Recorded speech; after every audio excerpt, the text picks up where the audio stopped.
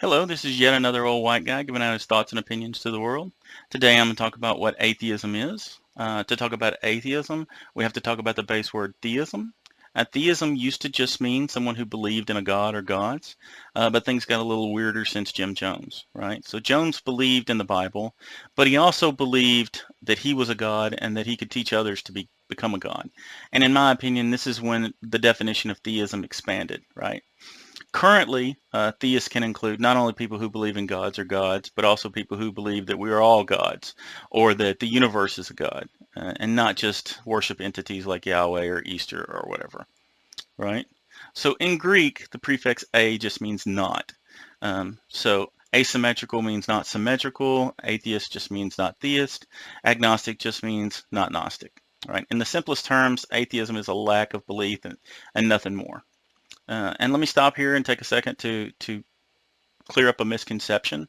Right? It is impossible to both worship Satan and be an atheist, right? Because you don't believe in gods, and the only way that Satan exists is because of a god. All right. So, by definition of the word, you cannot both believe and/or worship Satan and be an atheist. These are mutually exclusive, right?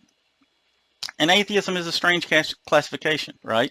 We don't have words for people who don't believe in Santa or people who don't believe in the tooth fairy or whatever, right?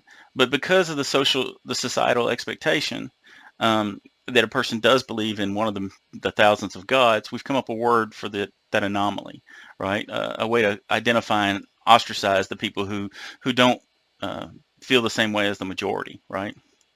Um, and also many people attribute um, things to atheism which aren't atheism, right? So like scientists or political views or whatever, but that's not atheism.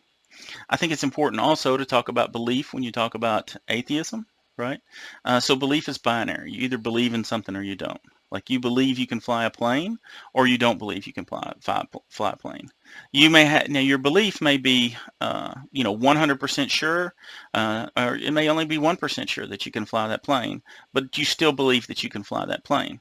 And that takes me to the next word, which is Gnostic, right? So if you're 100% certain that you can fly a plane, then you're Gnostic about your abilities or certainty that you can fly that plane, right? If you are, however, not completely sure, you have some doubts, 99% sure that you can fly that plane, then you are agnostic in your belief on your abilities to fly that plane. This goes back to the Greek prefix not of a, which just means not. In this case, not 100% sure in your abilities. Now, people like to say, because they're not 100% sure, that they're agnostic. But that's their certainty in their belief. They still don't believe in a God. They're just not 100% certain of it, right? If you are 100% certain of a God or gods, then you are a Gnostic theist. If you don't believe in a God, but you're not 100% certain of it, then you're an agnostic atheist, right? So that covers the basic of atheism. But I would like to give you another point just to kind of tickle your brain, as it were. Since the definition of atheism has expanded in recent years, in my opinion, it now encompasses supernatural things like karma and luck, right?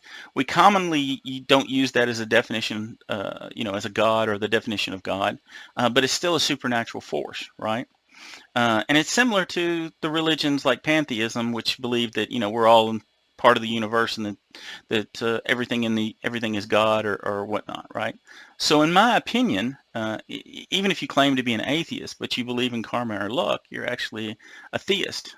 Just a little something extra to think about when we're on the topic of atheism. So, this has been yet another white guy giving you his thoughts and opinions to the world. Like, subscribe, and I hope to see you next time.